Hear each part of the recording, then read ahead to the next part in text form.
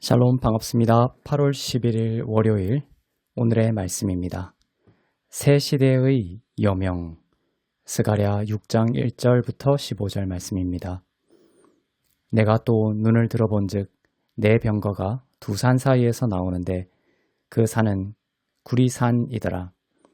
첫째 병거는 붉은 말들이, 둘째 병거는 검은 말들이, 셋째 병거는 흰 말들이, 넷째 병거는 어룽지고 건장한 말들이 메었는지라.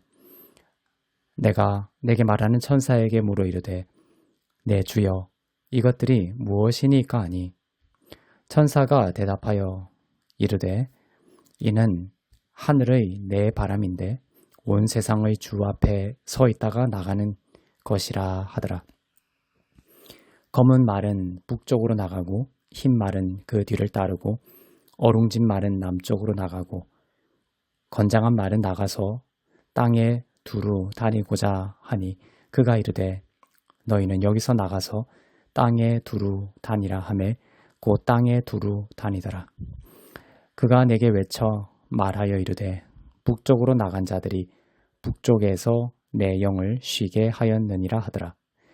여호와의 말씀이 내게 임하여 이르시되 사로잡힌 자 가운데 바벨론에서부터 돌아온 헬데와 도비아와 여다야가 스바냐의 아들 요시야의 집에 들어갔나니 너는 이 날에 그 집에 들어가서 그들에게서 받되 은과 금을 받아 면류관을 만들어 여호사닥의 아들 대제사장 여호수아의 머리에 씌우고 말하여 이르기를 만군의 여호와께서 이같이 말씀하시되 보라 싹이라 이름하는 사람이 자기 곳에서 돋아나서 여호와의 전을 건축하리라. 그가 여호와의 전을 건축하고 영광도 없고 그 자리에 앉아서 다스릴 것이요. 또 제사장이 자기 자리에 있으리니 이 둘 사이에 평화의 의논이 있으리라 하셨다고. 그 면류관은 헬렘과 도비아와 여다야와 스바냐의 아들 헨을 기념하기 위하여 여호와의 전 안에 두라 하시니라. 먼데 사람들이 와서 여호와의 전을 건축하리니 만군의 여호와께서 나를 너희에게 보내신 줄을 너희가 알리라. 너희가 만일 너희의 하나님 여호와의 말씀을 들을진대 이같이 되리라. 아멘.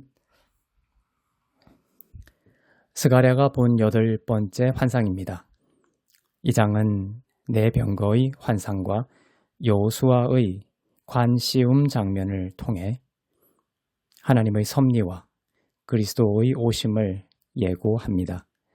이 말씀을 통해 우리는 하나님의 계획이 결코 실패하지 않으며 그분의 약속이 반드시 이루어진다는 진리를 깨닫게 됩니다. 스가랴는 두 구리산 사이에서 나오는 네 병거를 봅니다. 이 병거들은 하나님의 심판을 상징하며 하늘의 네 바람을 대표하는 네 영으로 묘사됩니다. 이 네 병거를 하나님은 사방으로 보내 온 땅에 하나님의 통치를 선포하고 이에 복종하지 않는 자들을 심판하시는 모습을 보여줍니다.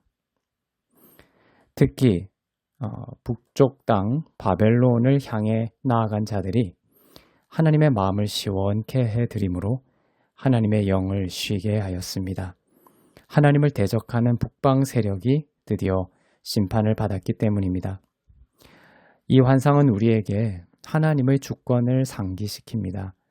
세상은 혼란스러워 보일지라도 하나님은 모든 것을 통치하시고 그분의 심판은 공의롭고 완전합니다. 우리가 세상의 부정의와 고난을 보며 하나님이 어디 계시냐고 생각할 때가 있을지 모르지만 하나님은 모든 것을 주관하시며 궁극적으로 공의를 이루시는 하나님이심을 기억해야 합니다. 이러한 공의를 이루시는 하나님의 주권은 예수를 믿는 자에게는 또한 은혜의 방식으로 이루어집니다. 믿는 자들도 공의의 심판의 대상이 되지만 예수 그리스도는 믿는 자들을 대신하여 공의의 심판을 받으시고 그를 믿는 자들을 공의의 심판에서 해방시키시고 도리어 하나님의 의를 입혀주셨습니다. 하나님은 스가랴에게 포로에서 돌아온 자들에게서 금과 은을 받아 대제사장 여호수아에게 관을 만들어 씌우라고 명령하십니다. 이 관은 단순한 장식이 아니라 메시아의 오심을 상징하는 강력한 예표입니다. 12절에서 그의 이름은 싹이라고 하시며 이 싹이 성전을 건축할 것이라고 예언합니다.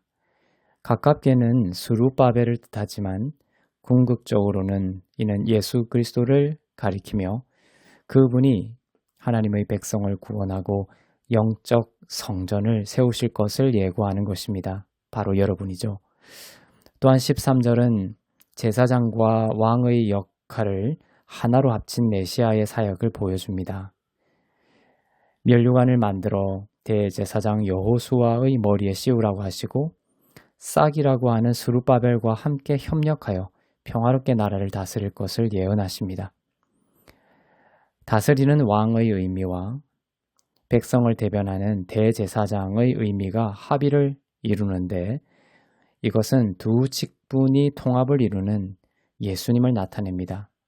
예수님은 대제사장이시며 동시에 왕이시니까 말이죠. 그분은 우리의 죄를 위해 중보하시고 영원한 통치를 이루십니다. 이 장면은 하나님의 백성에게 소망을 주며 하나님의 약속이 반드시 이루어질 것임을 확증합니다. 그 예언대로 예수님은 오셔서 자신을 내어주는 대제사장이 되셨으며 십자가의 승리를 통해 영원히 통치하시게 된 것입니다. 이 마지막 환상은 두 구리산 사이에서 네 병거가 나오는 환상으로 이루어져 있는데 구리산은 구리로 만들어진 산이 아니라 새벽 여명의 그 빛에 반사되어 산이 구릿빛으로 물들었음을 나타냅니다. 깊은 밤에 시작된 환상이 동이 트는 새벽에 마무리가 되죠. 이는 강대국의 폭압에 눌린 어둠의 역사에서 벗어나 이제 희망의 새 시대가 열리고 있음을 보여줍니다. 죄의 시대가 끝나고 이제 의로움을 입는 시대가 열리고 있음을 보여줍니다. 저주와 심판의 시대에서 벗어나 이제 소망과 약속의 새 언약의 시대가 열리고 있음을 보여줍니다. 장차 오실 예수 그리스도를 통해 산 소망의 시대가 열릴 것을 약속하고 있는 것입니다.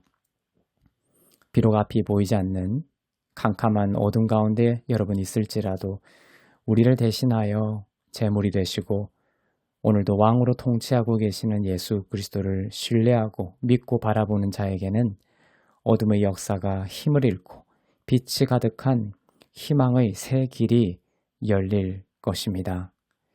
은혜의 역사를 통해 모든 상황을 다스리시고 역전시키실 주님의 영광이 여러분 가운데 가득한 오늘이 되기를 축복합니다. 기도하겠습니다. 사랑의 하나님 아버지, 사망 권세를 이기시고 죄와 악을 공의로 다스리시는 하나님의 능력과 지혜를 감사합니다.